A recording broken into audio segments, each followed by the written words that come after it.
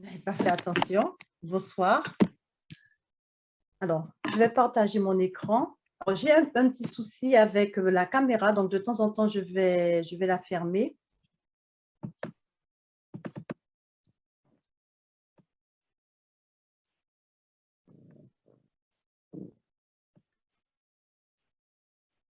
Alors, qu'est-ce que j'ai en tout cas, bienvenue sur ce webinaire qui est organisé par le Cercle des leaders quantiques avec le titre qu'on vous propose aujourd'hui, Effets quantiques et leadership, psychologie et influence. Alors, avant de commencer, je voulais vous raconter une petite histoire. Ce n'est pas moi qui l'ai inventée, mais c'est une expérience qui a été faite avec des étudiants et des rats. Il y avait un groupe d'étudiants qu'on a divisé en 3 groupes, 3 sous-groupes. Et à chacun de ces groupes, on a donné un groupe de rats. Donc, chaque étudiant avait leur groupe de rats. Et en remettant les rats à ces étudiants, au premier groupe, on leur a dit que ces rats étaient très, très, très intelligents. Et quand on leur demandait quelque chose, ils le faisaient, ils comprenaient et ils faisaient ce qu'on leur demandait. Au deuxième groupe d'étudiants, en leur remettant leur groupe de rats, on leur a dit que les rats étaient très moyens. C'est-à-dire que quand on leur demande quelque chose, quand on attend d'eux quelque chose, ils traînent un peu. Ils arrivent quand même à faire ce qu'on leur demande, mais ça prend énormément de temps. Il faut les aider. Mais bon, on a quand même un tout petit peu de résultats.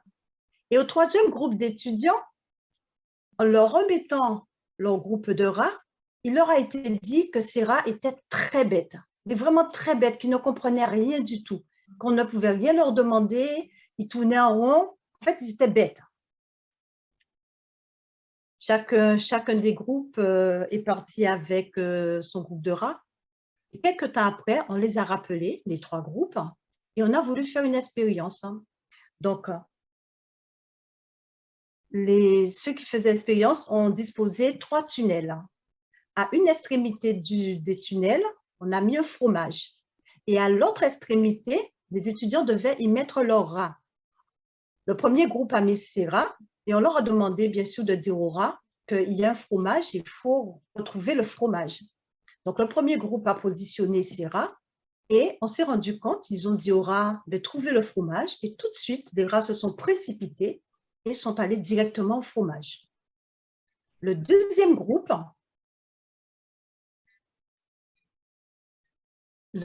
a aussi positionné ses rats, a demandé aux rats de trouver le fromage. Et là, les rats, bon, ils étaient en train de chercher un peu, ils avançaient, mais très lentement, ils cherchaient, vraiment très lentement. Ils ont mis énormément de temps pour trouver le fromage, énormément de temps, et certains n'y sont pas arrivés. Mais c'était quand même sur le chemin. Et au troisième groupe de rats, donc les étudiants, ont demandé à leurs rats de trouver le fromage, ils ont positionné leurs rats, et en fait, les rats, ils sont restés là, ils n'ont rien fait, ils ont commencé à tourner en rond, à s'emmêler, à se cogner partout. Ils n'ont rien fait, ils n'ont pas trouvé le fromage. Voilà. J'ai beaucoup aimé cette... voilà, c'est pas seulement une histoire, c'est vraiment une expérience qui a été faite, qui est très parlante. Ça m'a énormément inspirée et j'ai voulu commencer par, voilà, par cette petite histoire avec vous. Alors, ce monsieur qui est ici s'appelle Winfried Hansinger. Il y a 20 ans, d'autres scientifiques lui ont dit qu'il était impossible de développer un puissant ordinateur quantique. Pourtant, aujourd'hui, les scientifiques ont fait un grand pas et aujourd'hui, on parle d'ordinateur quantique. On en a fabriqué, ce sont des ordinateurs multitâches qui sont beaucoup, beaucoup plus puissants que les superordinateurs que nous avons aujourd'hui. Donc, un ordinateur quantique, qu'est-ce que c'est? C'est un ordinateur qui exploite les qualités étranges des particules subatomiques. Donc, parmi nous ce soir, je pense que tout le monde s'est plus ou moins entendu en tout cas parler d'un atome. L'atome est très, très, très petit, mais c'est surtout que ces particules subatomiques sont encore plus petites que l'atome. Plus petites, excusez-moi, que l'atome. Et ce sont des particules quantiques. Et ces particules quantiques ont cette particularité d'être étrangement connectés quand ils sont même à deux endroits, au même endroit ou à des endroits différents. C'est-à-dire que même séparés par des millions de kilomètres, les particules sont connectées. Et ça, c'est énorme pour la recherche, c'est énorme pour tout ce qu'on va voir tout à l'heure et c'est énorme même pour la compréhension de notre environnement.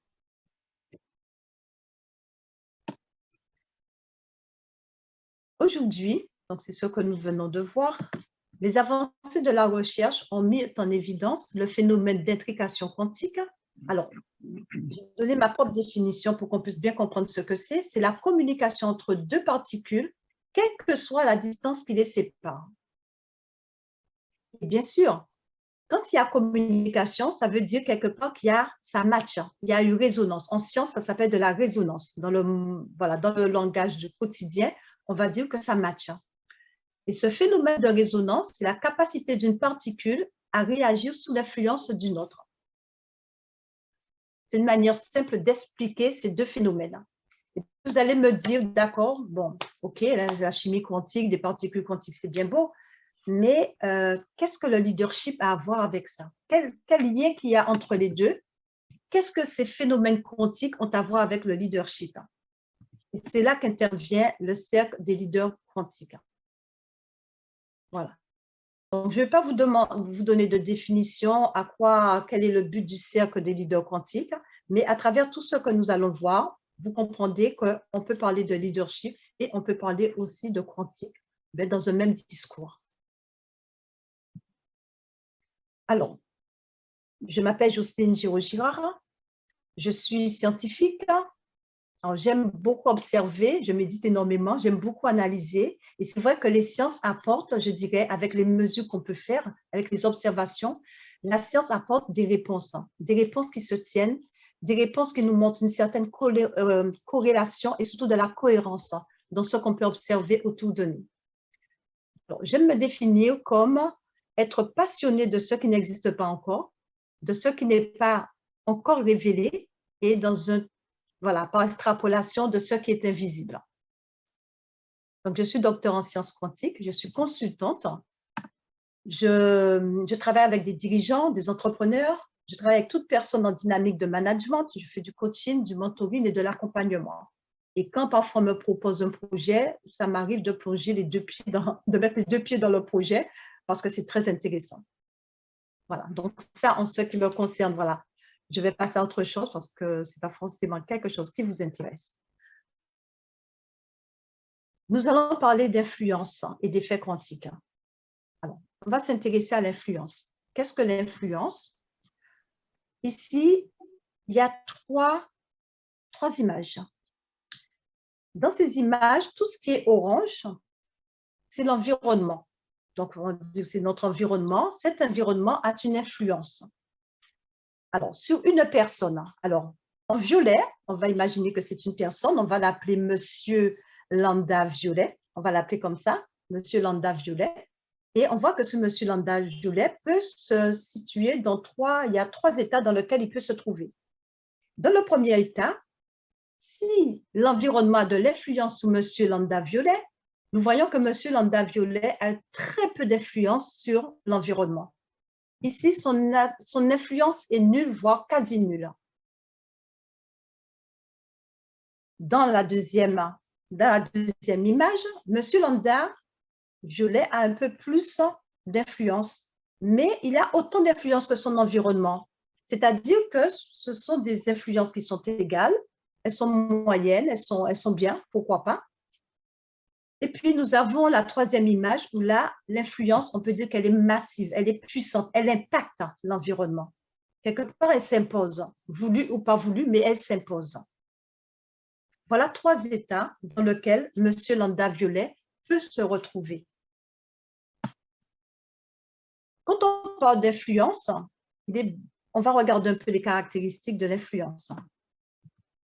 Est-ce que c'est un phénomène qui est observable? Alors, ce qu'on appelle observable, est-ce qu'on peut, déjà avec nos cinq sens, est-ce qu'on peut la voir, cette influence? Est-ce qu'on peut la capter même en regardant avec avec des appareils très sophistiqués? Est-ce que c'est quelque chose qu'on peut voir, qu'on peut observer, qu'on peut… Voilà. On dira que non. Est-ce que c'est une grandeur qu'on peut mesurer? Alors, une grandeur, c'est quoi? La vitesse, par exemple, est une grandeur.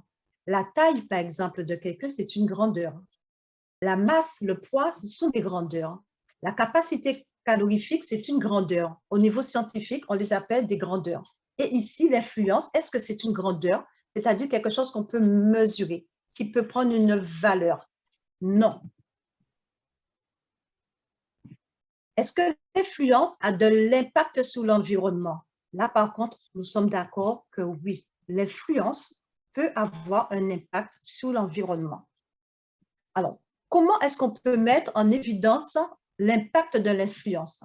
C'est en observant l'environnement. On va observer le comportement de l'environnement et on va observer des choses. Et notamment dans ce qu'on va rester chez les humains, on va voir que si l'impact et l'influence surtout est bonne, je vais parler que d'influence positive, je ne vais pas m'attarder sur ce qui est négatif.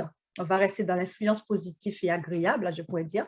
Cette influence peut motiver, peut dynamiser, peut créer du bien-être, peut créer de la confiance en soi.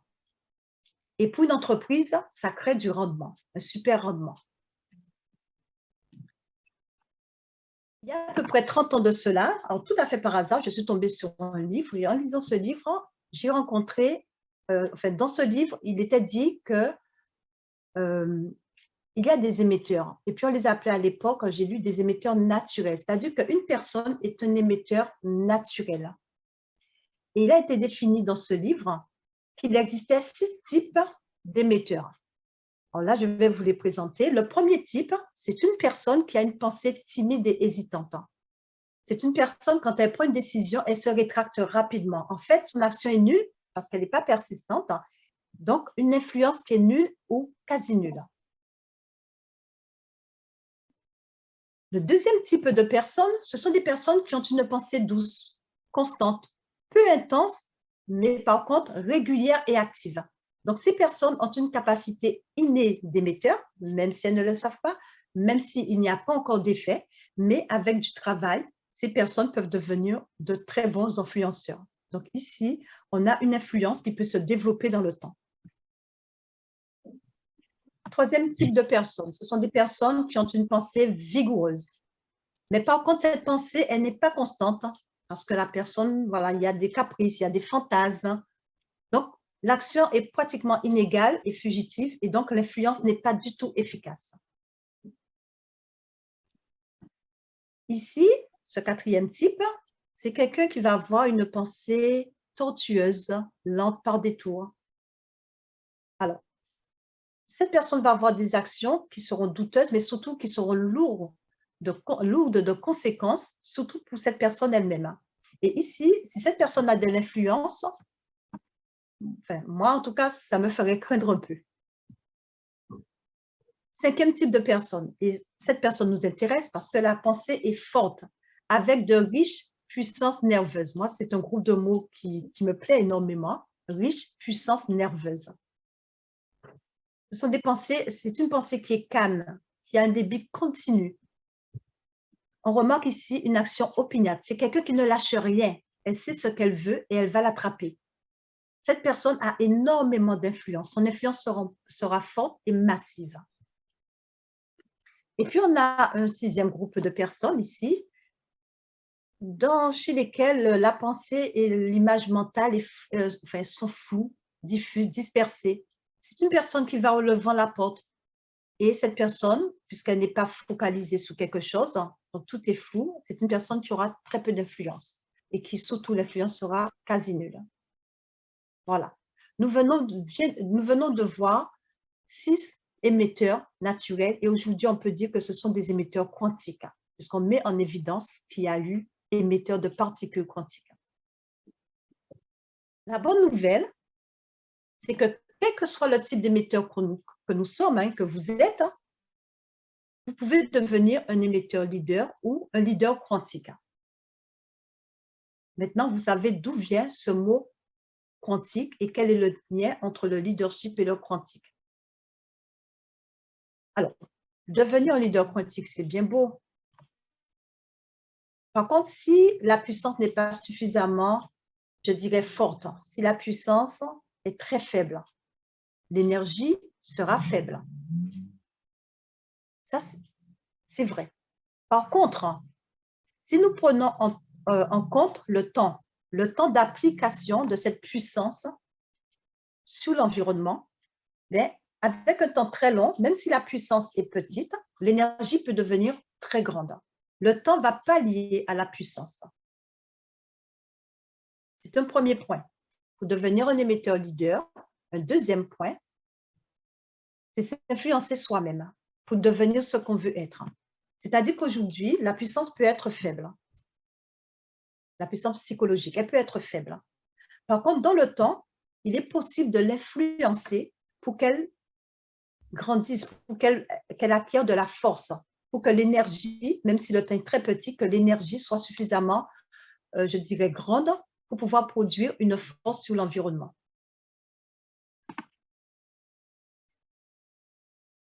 Alors, comment on va s'y prendre? Regardez un peu, je pense que beaucoup d'entre vous, vous connaissez ce livre, Le Secret. Le secret, dans ce livre, ce qu'il est dit, c'est que vous pouvez devenir tout ce que vous désirez. Alors, la petite histoire autour de ce livre, moi, quand j'ai rencontré ce livre, donc il y a à peu près une vingtaine d'années de cela, c'était dans le marketing de réseau. Je ne suis pas là pour parler de marketing de réseau, mais dans ce contexte, il y a des personnes qui réussissent. Et ce n'est pas le fait qu'ils réussissent, tout le monde peut réussir à plus ou moins long terme, mais il y a des personnes qui réussissent, mais rapidement. Il y a comme un impact. Ces personnes, quand on dit réussir, ce n'est pas le fait de gagner de l'argent, d'avoir des revenus, mais c'est ce revenu est le reflet de ce qui s'est passé. C'est un témoin de ce qui se passe pour cette personne. Nous sommes entourés de personnes, voilà, des personnes normales qui n'ont rien d'extraordinaire. Et parmi ces personnes, il y en a qui, je dirais, qui ont énormément de résultats et voire de la réussite dans ce qu'ils entreprennent. Et donc, dans le marketing de réseau, donc j'en ai toujours fait aussi loin, je me rappelle, hein, ça fait plus de 30 ans que j'en fais. Il y a 20 ans, dans une entreprise, il y a des personnes comme ça qui ont impacté justement les affaires parce que rapidement, ils ont eu des résultats. Et ça se voyait avec les finances, des revenus excellents. Ce ne sont pas des personnes à qui on pouvait faire confiance forcément ou ce n'était pas écrit sur leur visage. Et quand on leur demandait, mais comment tu as fait pour aller aussi vite, hein, pour avoir ces revenus, pour déjà avoir de gros revenus, mais avoir des revenus rapidement, ces personnes disaient le secret. Alors, la première personne, vous la voyez, oui, mais dis-moi comment tu as fait pour avoir autant de résultats aussi rapidement. J'aimerais savoir comment m'y prendre moi aussi. La personne répondait le secret. La première personne vous dit le secret, c'est pas grave, vous dites, bon, cette personne a son secret, elle ne veut pas nous dévoiler son secret, c'est pas grave. On va demander à une autre. On en prend un autre. Une autre personne, on dit, dis-moi comment tu as fait pour aller aussi vite, pour avoir ces résultats aussi vite. La personne répond, le secret. OK. Bon, une deuxième personne qui a son secret qu'elle ne veut pas révéler, pourquoi pas? On en prend une troisième. Hein. Voilà, on continue jusqu'à ce qu'on ait le résultat. Donc, on prend une troisième personne. En tout cas, moi, j'ai pris une troisième personne. Et je lui ai demandé, mais dis-moi, comment tu as fait pour avoir tes résultats aussi rapidement? Elle répond, le secret. Hop. Alors là, je me suis dit, il y a un problème. J'ai un problème, d'accord, qu'ils ont un secret, ils ne se connaissent pas forcément, même si nous sommes plus de 10 000, donc on ne peut pas connaître 10 000 personnes. Ils sont dans le monde entier. Ce ne sont pas des personnes qui sont appelées à se rencontrer. On ne peut pas dire que ces personnes ont le même secret. Et puis, je me suis dit, il y a quelque chose que je n'ai pas compris. Forcément, parmi ces personnes, j'avais des amis. Je suis allée en voir un, je l'ai pris à part. Je lui dis, comment tu as fait pour aller aussi vite et pour avoir des résultats aussi rapidement? Il m'a répondu, le secret. J'ai dit, là, tu ne pars pas avant que tu me dises ce secret. Qu'est-ce que c'est que ce secret? Vous êtes une petite communauté, vous êtes un noyau, je sais pas, vous ne vous connaissez pas forcément. C'est quoi ce secret? Et donc, j'ai découvert ce livre. J'ai découvert ce livre où on disait que vous pouvez obtenir tout ce que vous désirez. Et en lisant ce livre, forcément, je pense que vous aurez fait comme moi, j'ai acheté ce livre J'ai lu et je me suis rendu compte que ce livre me rappelait ces 6 types d'émetteurs naturels que j'avais lus il y avait 30 ans. Donc, de ça, je vous parle, il y a une vingtaine d'années, je découvre le secret. Et il y a 30 ans, j'ai découvert les émetteurs naturels. Ça matchait dans ma tête. Je me suis dit, waouh, on sent qu'il y a de l'avancée. Aujourd'hui, les personnes emploient le secret. Pour eux, c'est un secret. Oui, parce que tout le monde n'était pas au courant. Tout le monde n'avait pas fait. Aujourd'hui, ce livre est très connu, mais à l'époque, il n'était pas connu. C'était quand même un secret bien gardé. Ça expliquait quand même beaucoup de choses. Aujourd'hui, comment est-ce qu'on peut obtenir tout ce qu'on veut maintenant qu'on a, je dirais, l'outil quantique? Le but, c'est de faire résonner nos désirs. Faites résonner vos désirs. Et faire résonner les désirs, c'est utiliser, je dirais, l'outil intrication quantique et l'outil de la résonance quantique pour faire résonner les désirs. Et ça se fait au niveau de la pensée. Dans ce livre Le Secret, c'était vraiment la pensée. Il y a 30 ans, avec les émetteurs naturels, c'était aussi la pensée. Et aujourd'hui, maintenant que nous savons comment ça marche, on peut décider de faire résonner ces désirs en utilisant les principes, les particularités, je dirais, des particules subatomiques, donc des particules quantiques, comme l'intrication et la résonance. Ce que nous avons vu aujourd'hui, c'est l'influence et l'effet quantique, comment effectivement ça se marie. Nous avons vu la définition de l'influence comme étant l'émission de particules quantiques qui impactent l'environnement. L'influence est mise en évidence par ses manifestations, c'est-à-dire du mouvement, de la dynamique. Et s'il y a influence, c'est qu'il y a une source d'émetteurs quantiques. Donc l'influence prend sa source à partir d'un émetteur quantique. Et en ce qui concerne la psychologie et le leadership, on a vu la relation que l'énergie psychologique est liée à la puissance psychologique, donc à la puissance de la pensée qu'on va appliquer pendant un certain temps. Et nous avons aussi vu le diagramme énergétique du leadership, c'est-à-dire que nous avons cette énergie se transforme comme cette énergie, on ne peut pas la stocker, donc elle va se disperser, elle va être absorbée par une certaine force, c'est-à-dire elle va produire une force qui va avoir une action sur l'environnement. Et cette action sur l'environnement produit justement ces mouvements qui se manifestent à nos yeux, qu'on peut saisir avec nos différents sens. Alors que l'influence même, elle n'est pas visible. Merci pour votre attention. Si vous avez quelques questions, n'hésitez pas. J'interviens ici dans le cadre d'une structure, le leadership des bâtisseurs et des créateurs visionnaires. Donc, vous avez mes coordonnées et puis le site lbcv.fr ici. Donc, j'interviens, comme je le disais, en tant que consultante. Je fais du conseil, du coaching, de l'accompagnement et notamment avec les dirigeants et les managers. Je vous remercie. Si vous avez des questions, n'hésitez pas.